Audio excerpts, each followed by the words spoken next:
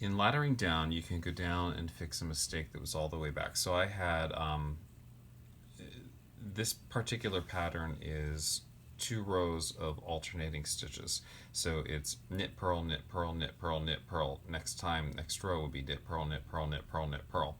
But on the third row, you reverse. So purl, knit, purl, knit, purl, knit. Then again, purl, knit, purl, knit, purl, knit. Reverse again. Knit, purl, knit, purl, knit, purl. And I had done 3 of the same stitch in a row. And then the fourth one, I think I had alternated and just messed up the stitches. So it was one little mistake, but it was easy to see. But after knitting this much, I'm clearly not going to pull out half of the piece in order to go back and fix it. However, I can go back and fix this column and it's not too bad. So you'll notice this needle is much smaller than the needles that I'm on. I think this is a 6 and my stitching is a 9. My pull-off needle is an 8.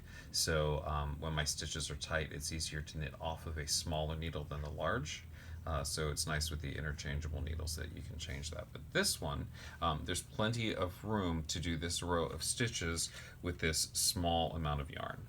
And when you are laddering down, you use continental style knitting, which means the live thread is in the left hand. So since I knit that way already, it's easier. So my last row here was a knit. So this is going to be a second pattern of knit, purl, and you just start like you would and work across the row. Now, because you're not knitting for speed here, you can take the time to make this happen easily. You could also use a crochet hook to do this, which would make it nice and easy. And I'm going to get across here and actually have a lot of yarn left over on my live yarn. So then the hard part is stretching the yarn out over an entire row and getting it back on the needle. Although I guess this is the first time that I've gone down this far, it won't go back onto a live needle yet.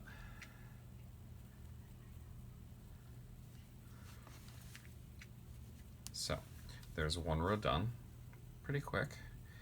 And now I'm going to try to get this to even out.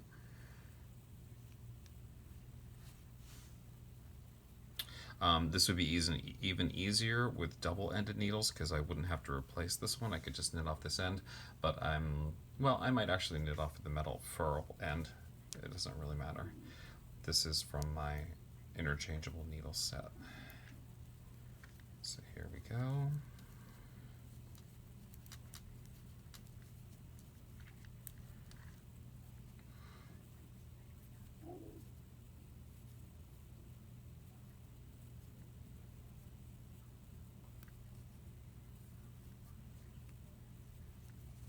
And then once I get that all straightened out, I'm ready to go the next row. So you find the next row of yarn, and then you just knit it in. And this is actually easier. I've had to go back and fix cables that I made mistakes on, and my last cable on this row, I made another mistake and made this one. If you can see here, I've got 2, it looks like a slippery when wet sign. They should be going in opposite directions, so I'll have to go back and fix that as well. But that's laddering down, and here in the next half hour or so I should be able to get all these knit back out, especially once I'm not trying to do it on a camera, and I will be able to have patched up this row and instead of spending a whole nother day to rip it out and start over, I can just simply fix this one little section. And that is it.